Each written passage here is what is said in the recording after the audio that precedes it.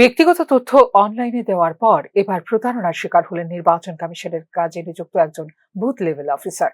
নির্বাচন কমিশনের নাম হারিয়ে 2 ধাপে 56,000 টাকা অ্যাকাউন্ট থেকে হাতিয়ে নিল অপরাধীরা। ঘটনা বিলোনিয়া থানাধীন শালচিলা এলাকায়। গত 5 আগস্ট বিলোনিয়া বিধানসভা কেন্দ্রের 21 নম্বর বুথের বিএলও হিসেবে নিযুক্ত হন বিকেআই ইনস্টিটিউশনের শিক্ষক দীপ্তি মল্ল।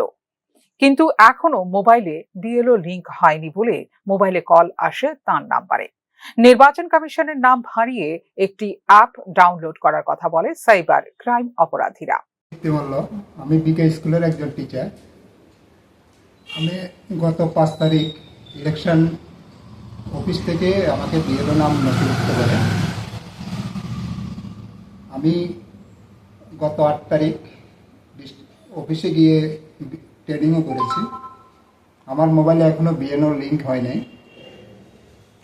গত রোববার অর্থাৎ গতকালকে আমাকে 8294098289 এই নাম্বারে ডিস্ট্রিক্ট ইলেকশন কমিশন অফিস থেকে ফোন করে। ওই ডিস্ট্রিক্ট ইলেকশন অফিস বলে একটা ফোন আসে।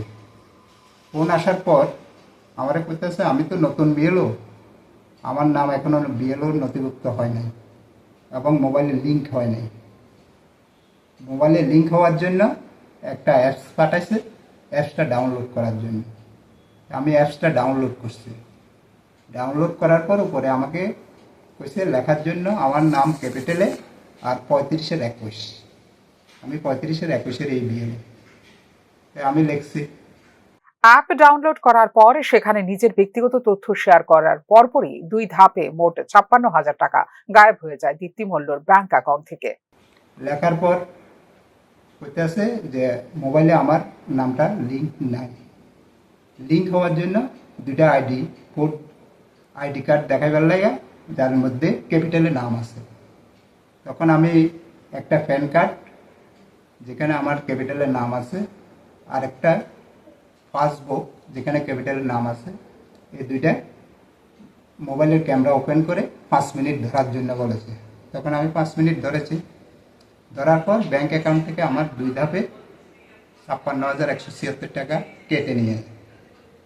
এখন আমি এটার জন্য সুষ্ঠু একটা বিচার চাই, যাতে মানুষ এইভাবে আর প্রতারিত না হয়।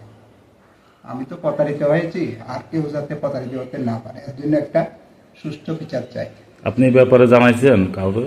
এই ব্যাপারে আমি কমপ্লেন করেছি, থানাতেও কেস করেছি, আমি ক্রাইম ব্যারিতেও কেস করেছি আগরতলা করেছেন। হ্যাঁ। মানে আপনার লিঙ্কটা হয়েছে না, আপনি এই বিশ্বাসই দিয়েছিলেন না কি?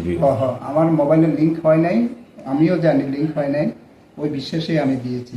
আর ইলেকশন কমিশনার অফিস থেকে তো যে কোনো সময় ফোন আসতে পারে, ওই বিশ্বাসে আমি ফোনটা ধরে এই লিঙ্কটা করেছি। এখন আপনি কি চাইতেছেন? আমি চাই এটা সুষ্ঠু বিচার, আর কেউ যাতে এইভাবে প্রতারিত না। এদিকে ঘটনার পরপরই সংশ্লিষ্ট ব্যাংক এবং পুলিশের সাইবার ক্রাইম বিভাগে যোগাযোগ করেন দীপ্তি মল্ল। তার অভিযোগ মূলে একটি মামলা দায়ের করেছে পুলিশ। তবে এক্ষেত্রে এখনো পর্যন্ত কোনো অপরাধীকে গ্রেপ্তার করতে পারেনি পুলিশ। এদিকে তার মতো যাতে আর কাউকে প্রতারিত না হতে হয়, এই ব্যবস্থা নেবার জন্য সাইবার ক্রাইম সহ প্রশাসনের কাছে আবেদন জানিয়েছেন Dipti Malla. Bureau report, News নাও।